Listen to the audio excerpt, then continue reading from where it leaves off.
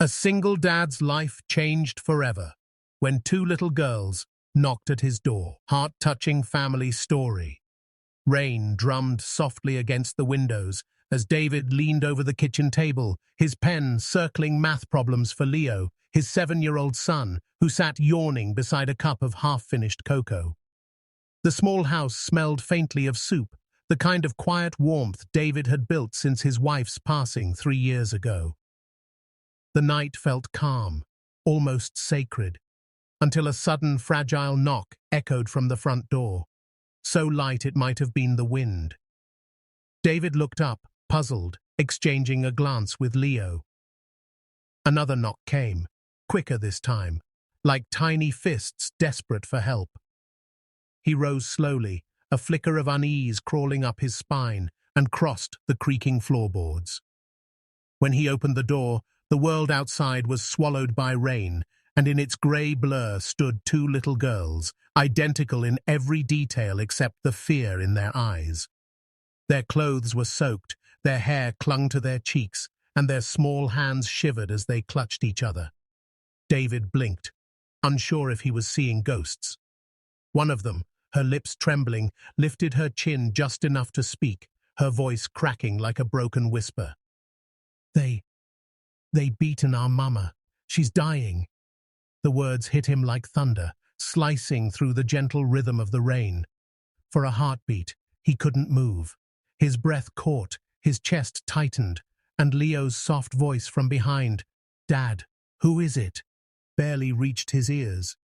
David dropped to his knees, lowering himself to the girl's level, trying to meet their eyes through the trembling and tears. Hey, it's okay," he said quietly, though he didn't believe it himself. One of the twins reached out, clutching his sleeve with icy fingers, her nails dirt-stained, her tiny body shaking from cold and fear. He could smell the wet earth on their clothes and see bruises on the edge of one's wrist. Without a second thought, he grabbed his coat from the hanger, tossing it around their shoulders, trying to warm them. "Where's your mama?" he asked, his voice calm but urgent. The smaller twin pointed toward the street, her hand barely steady. "Back there. She's not moving." The rain grew heavier, as if the sky itself was mourning. David turned to Leo, who now stood at the hallway edge, wide-eyed and frightened. "Stay here, buddy. Lock the door after me." Leo wanted to protest, but something in his father's tone stopped him. David stepped outside, the cold hitting him like a wave, mud splashing under his shoes as he followed the girls through the darkness. They clung to him on either side, their tiny fingers gripping his hands with desperate strength, as though he was their last hope. The streetlight flickered overhead, casting long, distorted shadows on the wet pavement. Every few steps, one of the girls sobbed, but they didn't stop walking. David's mind raced. Questions, fear, adrenaline all colliding, but he forced himself to stay calm. The rain blurred his vision, but he could sense the urgency in the girl's pace. Somewhere inside, the father in him took over completely. He wasn't thinking about who they were or how they got there, only that someone's mother might be dying in the cold. He glanced down at them, their faces pale and glistening, and felt a fierce protectiveness surge within him. "We'll find her," he whispered, almost to himself, his voice swallowed by the storm. The girls didn't answer, but one looked up at him with eyes so full of trust it broke him a little. He squeezed their hands gently, guiding them through the rain-soaked night, unaware that this single knock, the one that shattered the silence, was about to change everything he thought he knew about love, pain, and the family he thought was already complete.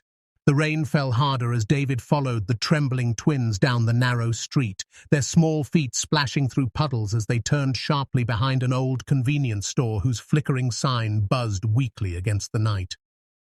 The alley smelled of rust, trash, and something far worse. Fear. His breath quickened when the older twin pointed ahead, her voice breaking. "Mama! There!"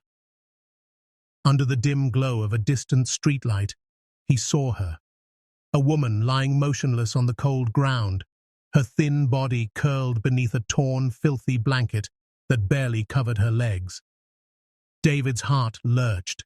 She looked fragile, almost ghostly, her skin pale against the dark concrete. Kneeling beside her, he could hear faint, shallow breaths struggling through her lips, and streaks of blood marked her face. He reached out, brushing her damp hair aside, whispering softly, "Mom, can you hear me?" There was no answer, only the sound of rain drumming against metal cans nearby. The twins stood close, clutching each other, sobbing softly as lightning illuminated the alley for a split second. David pulled off his jacket and wrapped it around the woman, his fingers trembling as he searched for a pulse at her wrist. It was weak, barely there, but alive. "Hang on," he muttered, voice tight with urgency. Scooping her into his arms, he felt how cold and light she was, like she had already begun to fade. The twins followed silently, their tiny hands gripping his coat as he hurried toward the main road. His shoes splashed through puddles, breath visible in the mist, heart pounding so loudly he could hear nothing else. When he reached his truck, he opened the back door and gently laid her across the seat, wrapping the blanket tighter around her. The twins climbed in beside her, one resting her head on the woman's chest, whispering, "Mama, please wake up." David's throat tightened as he started the engine. Nay, the headlights cutting through the rain-soaked darkness. Every red light felt like a cruel delay, every second an eternity. He kept glancing in the rearview mirror, watching the girls press their small hands against their mother's arm, whispering prayers he couldn't hear. "Hold on," he said to the woman, as if his voice could anchor her to life. The hospital's bright sign finally appeared through the downpour, and David didn't even park properly. He just stopped, scooped her up again, and rushed through the sliding doors. "Help! She's not breathing right!" he shouted, his voice echoing through the sterile lobby. Nurses sprang into motion, rolling a stretcher toward him as doctors shouted instructions. He placed her down gently, his arms shaking from exhaustion and adrenaline. The twins cried out as a nurse held them back while the medical team surrounded the woman, their voices a blur of medical terms and urgency. David stood frozen, soaked and speechless, watching as they disappeared through the emergency doors. Minutes stretched into what felt like hours. The twins clung to his legs, silent now, their eyes wide with confusion and terror. When the doctor finally emerged, David's stomach knotted. "She's in critical condition," the doctor said quietly, his tone heavy. "But she's fighting." That single word, fighting, felt like a fragile lifeline. David exhaled shakily, kneeling to the twins' level. "Your mama's very strong," he told them softly, brushing wet hair from their faces. They nodded, but tears continued to stream down their cheeks. He led them to a quiet bench near the hallway, wrapping his arms around both as they huddled against him, trembling with exhaustion and fear. The hospital buzzed around them, machines beeping, footsteps echoing. But to David, the world had narrowed to these two small girls and the woman fighting for her life behind a closed door. He didn't know her name, didn't know her story, but something deep inside him stirred. A pull he couldn't explain, a quiet sense that fate had placed him here for a reason. As the night deepened, the twins fell asleep against his chest, their tiny hands still clutching his shirt, as if afraid he'd disappear too. David leaned back against the wall, eyes fixed on the glowing red emergency sign above the door. He had come out tonight as a stranger, a man living a quiet life with his son, but now something irreversible had begun. The woman in that room, broken yet breathing, had drawn him into a world he didn't choose but somehow belonged to. As the rain eased outside and the first faint light of dawn touched the windows, David's gaze softened. He whispered a silent promise to no one in particular, his voice low but certain. "You're not alone anymore." The soft beeping of the hospital monitors had become a familiar rhythm to David, a sound that marked both fear and hope. He sat by the bedside, the twins asleep on two chairs pushed together, their tiny hands still clinging to each other even in dreams. It had been 4 long days since that stormy night, 4 days of silent prayers and endless waiting. Then, as the morning light filtered gently through the blinds, a faint movement stirred beneath the blanket. David leaned forward, heart pounding, as the woman's eyelids fluttered open. Her eyes, pale and distant, blinked uncertainly against the light before finding his face. For a moment, confusion clouded her expression, then pain, and finally tears welled up as she whispered, her voice dry and broken, "My girls, are they safe?" David nodded immediately, relief washing over him. "They're safe. They're right here." He reached over and gently touched her shoulder, careful not to disturb the IV lines. The woman's lips trembled as she turned her head slightly, her gaze falling on the twins curled up beside each other. She exhaled a shaky breath, a sound halfway between a sob and a sigh. "Please," she whispered, the word barely escaping her throat. "Please take care of my girls. I have nowhere to go." Her vulnerability pierced through David like a blade of truth. He didn't hesitate. He didn't need to think. "I promise," he said softly, the words steady and full. "I'll take care of them until you heal." A single tear slipped down her cheek, and she closed her eyes again, exhausted but at peace for the first time. In the days that followed, the hospital became their strange new world. David came every morning after dropping Leo at school, bringing warm soup or fresh fruit, things that reminded Emma, he had learned her name now, that kindness still existed. Emma's recovery was slow, her bruises fading into pale marks, her voice growing stronger each day. Sometimes she would thank him, her eyes shining with quiet gratitude. Other times she would stare out the window in silence, lost in thoughts she never shared. The twins, Lily and Lucy, grew fond of David quickly. They waited eagerly for him each morning, running down the corridor shouting, "Uncle David!" Their laughter filled the sterile hallways, making even the nurses smile. When the doctors finally discharged Emma, she had nowhere to return to, and David didn't let her worry. "You'll stay with us," he said simply, as if it was the most natural thing in the world. And so she did. David's house, once a quiet refuge for two, slowly transformed. The sound of Leo's laughter mingled with the giggles of Lily and Lucy, and the air filled with the scent of pancakes, crayons, and bedtime stories. Emma helped around the kitchen when she was strong enough, often insisting despite David's protests. "I need to do something," she would say softly, her eyes warm but still haunted by the past.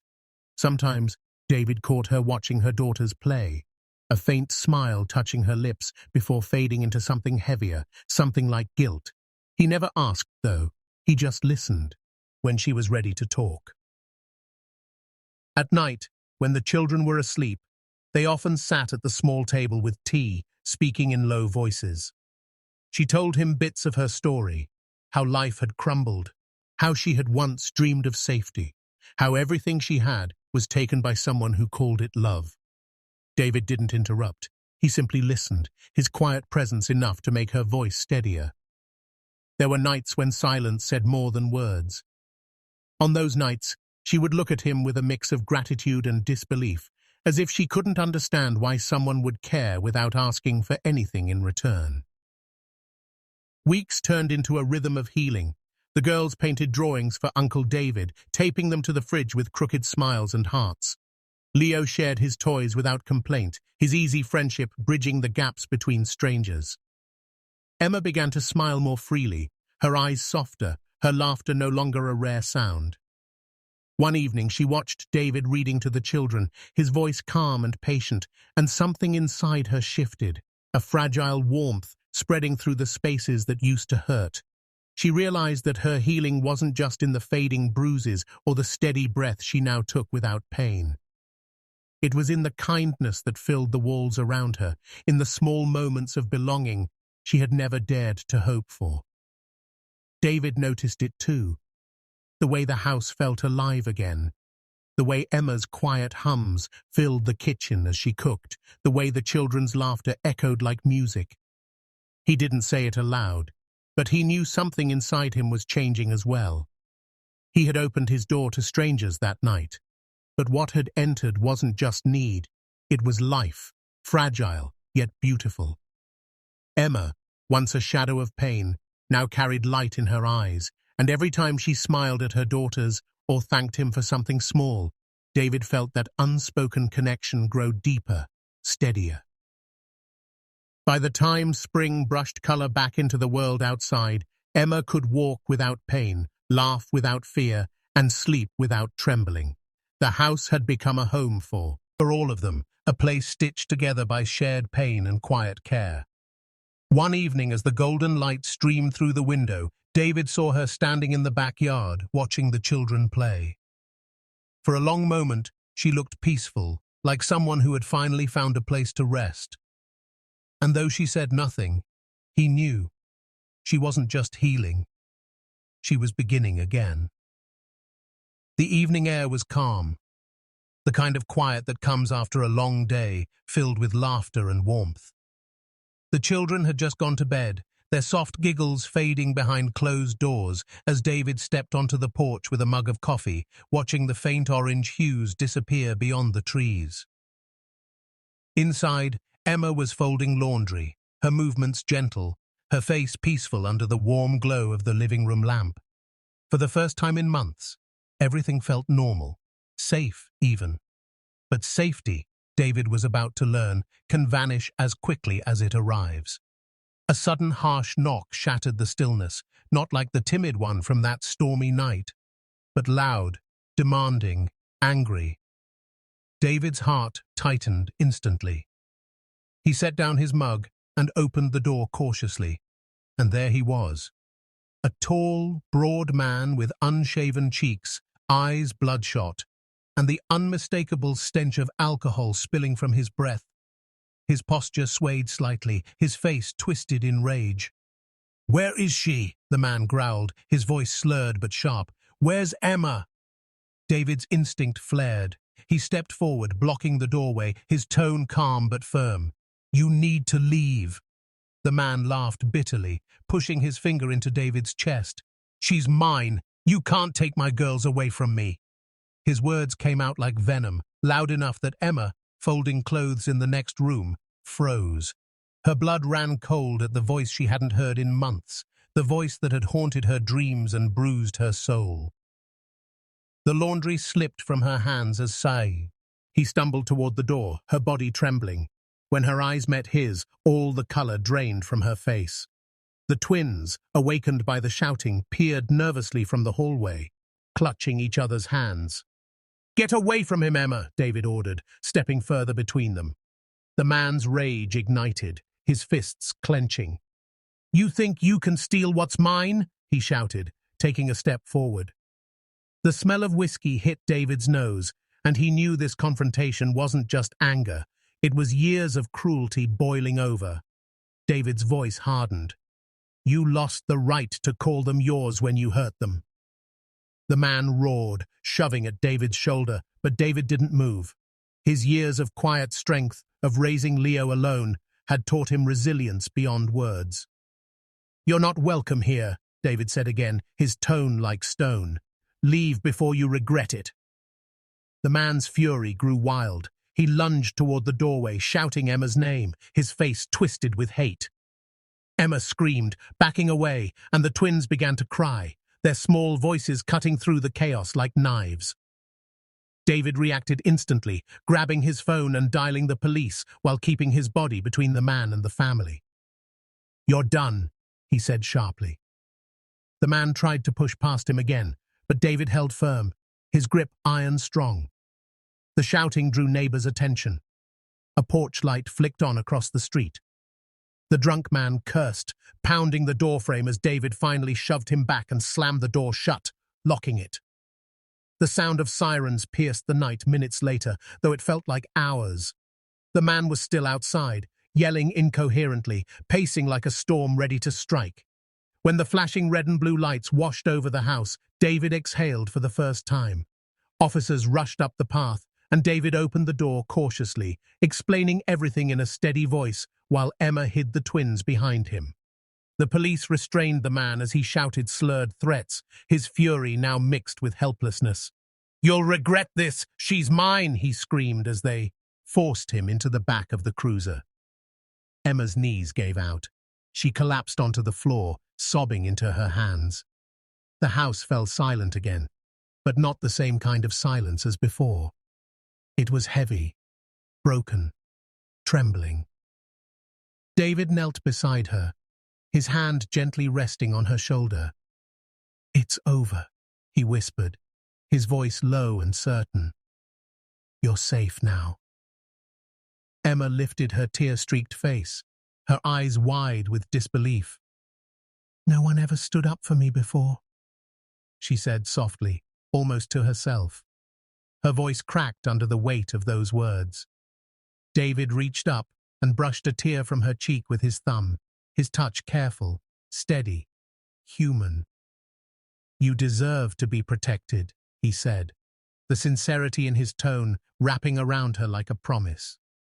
She tried to speak but couldn't. Her body trembled as the years of fear seemed to pour out through her tears. The twins ran into her arms crying, "Mama, it's okay. Uncle David's here." And she held them tightly, sobbing harder now, her voice breaking with gratitude and exhaustion. David sat beside them quietly, the adrenaline slowly draining from his veins, watching the small family cling together in the center of his living room. Outside, the police car drove away, the sound fading into the night. Rain began to fall again, gentle this time, tapping softly against the windows. Emma leaned her head against David's shoulder, still crying, but something in her breathing changed. It slowed, steadied, as if her body finally believed she was safe. David looked down at her and whispered again, "You're safe now." The words carrying more than comfort. They carried truth. For the first time, Emma allowed herself to believe it. The house, though shaken, felt like a fortress again, not because of its walls, but because someone inside it had chosen to stand, to protect, to care. And as the children fell asleep in their mother's arms, David eyed there beside them, silent but steadfast, knowing that the ghosts of her past had finally been pushed back into the night. The days that followed were gentler, like the world itself was taking a deep breath after the storm. Emma began to find her rhythm again, her body stronger, her laughter returning in small, cautious bursts that slowly became real. The house that had once been a refuge from pain now buzzed with life. Children running down the hallway, the smell of breakfast on Sunday mornings, the sound of Leo's piano practice mixing with Lily and Lucy's endless giggles. David often caught himself watching from the kitchen doorway, a quiet smile tugging at his lips as he saw how easily the three children had become inseparable. They shared everything: crayons, secrets, scraped knees, and bedtime stories. It was as though they had always belonged together, bound not by blood, but by something deeper, something unspoken. Emma started working part-time at the local library, her first job in years, and every morning she left the house with a sense of purpose that made her glow. David would tease her lightly, "You'll be running the place by next month," and she'd laugh, shaking her head, though deep down she enjoyed the way he believed in her. In return, she helped him with Leo, homework, school lunches, even the occasional father-son disagreement that she could soften with just a few words. Their partnership was effortless, built on mutual care, on quiet understanding. Evenings became their favorite time. After dinner, the children would play in the backyard while David and Emma sat on the porch, sipping tea and watching as fireflies blinked like stars come down to visit. The air between them often filled with easy conversation, sometimes about their days, sometimes about nothing at all. There were long silences too, but not uncomfortable ones. They were filled with the kind of peace that only comes when two people no longer need to pretend. One night, the twins were chasing Leo around the yard, their laughter rising like music against the cool summer air. Emma leaned on the railing, her face soft in the moonlight. David stood beside her, his hands tucked into his pockets, quietly taking in the sight of the children tumbling across the grass. "They're happy," he murmured. Emma nodded, her voice low but steady. "You saved us, David." but you also gave us a family." Her words lingered in the air, tender and raw. David turned toward her, his breath catching slightly. He hadn't realized how deeply those words would hit until they did. Their eyes met, and for a long, suspended moment, the world seemed to still. There was no need for more words. The gratitude, the affection, the quiet ache of shared healing, all of it shimmered between them like something fragile and sacred. Emma's eyes glistened, reflecting the soft porch light. David reached for her hand, hesitant at first, then firm when she didn't pull away. Their fingers intertwined naturally, like it had been meant to happen all along. From that night on, something unspoken began to bloom between them. It wasn't rushed or dramatic. It was quiet, pure, and patient. Small gestures spoke louder than declarations. David waiting up for her after late shifts, Emma making his coffee just the way he liked it, the two of them exchanging knowing smiles across the breakfast table when the kids made a mess. Every act of care was a seed, and love began to grow silently in the spaces between their days. Sometimes, when she was washing dishes, Emma would glance out the window and see David playing with the children, his laughter deep and warm, his patience endless. It made her heart ache in the sweetest way. She had once thought love was loud, full of promises, shouted over storms, but now she saw it could be gentle, steady, and safe. It was in how he looked at her when she wasn't aware, in how he spoke softly when the twins woke from nightmares, in how he never asked her to forget her past, but helped her live beyond it. For David, love came like dawn, slow and inevitable. He found himself drawn to Emma not out of rescue or pity, but out of admiration. He saw her strength in the way she rebuilt herself, her grace in every small act of kindness. Her presence brought a calm he hadn't known he'd been missing. Nights after the children had gone to bed, they would sit by the window, sharing quiet talks that stretched into the early hours. Sometimes she'd tell him stories from her childhood, moments of light tucked between years of pain, and he'd listen with a tenderness that made her feel seen in ways she never had before. Months passed, and the house grew warmer in every sense.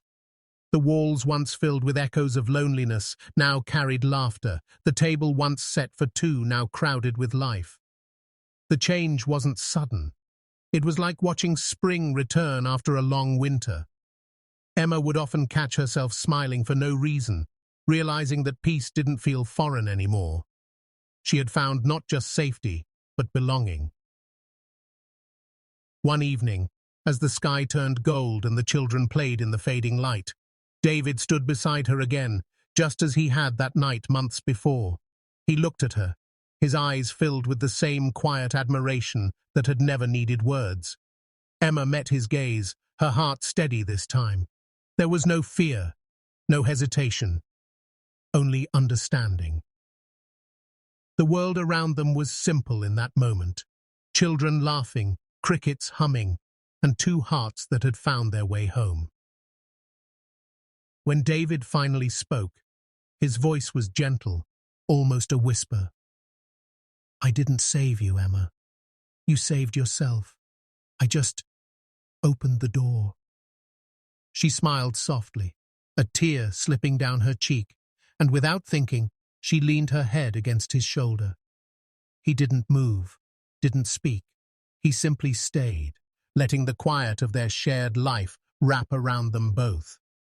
In that stillness, surrounded by the laughter of the children and the glow of the setting sun, love, soft, pure, and unspoken, became the air they breathed. A full year had passed since the night Emma had leaned her head on David's shoulder beneath the fading light. And in that span of months, their world had quietly bloomed into something beautiful, steady, and whole. The house had changed. There were new pictures on the walls, laughter echoing in every corner, and little handprints smudged along the hallway that no one had the heart to clean. The once simple backyard had become the heart of their home, filled with flowers the children had helped plant, patches of color bursting like small miracles in the soil. And it was here, beneath the golden breath of an early summer sunset, that David and Emma stood together, surrounded by family, neighbors, and friends, their hands clasped tightly as the soft rustle of the evening breeze carried the sound of joy. Emma wore a simple cream dress that swayed gently around her ankles, her hair curled loosely, glowing in the amber light. David stood before her in a white shirt and grey vest, a faint tremor in his smile as he looked at her, not with surprise, but with the quiet awe of a man who had already loved her long before this day. Leo stood proudly beside him, straight-backed, holding a small ring box with both hands, while Lily and Lucy danced barefoot on the grass, scattering petals from their baskets. The air smelled of roses and hope, and every moment felt tender, almost sacred. The ceremony was small, humble, and filled with warmth. When the time came to exchange vows, David's voice trembled slightly. "You and the girls walked into my life when I didn't know I needed saving," he said softly, his eyes never leaving hers. "You showed me that family isn't about what we lose, but what we choose to build. I promise to keep choosing you, all of you, every day." Emma's eyes shimmered with tears as she replied, her tone calm but full of love. "You gave us a home when we had nothing, David. You taught me what safety feels like and what love really means. You are my second chance, my peace, and my forever." As they slipped the rings onto each other's fingers, the children couldn't contain their excitement. Lily squealed, Lucy clapped, and Leo grinned so wide that the guests laughed through their own tears. The twins ran forward, tossing flowers into the air, their laughter pure and bright as sunlight. In that instant, time seemed to pause. The petals hung in the air, the wind stilled, and the world felt right again. Emma bent down to her daughters, her voice tender and trembling. "See, my loves," she whispered, brushing their hair back gently. "Not all men hurt, some heal." The girls looked up at her with wide eyes, smiling through their innocence, as if they already understood. David stepped forward, and without a second's hesitation, he wrapped his arms around all three children. They fit perfectly against him, Leo at his side, the twins between them, giggling uncontrollably as he lifted them slightly off the ground.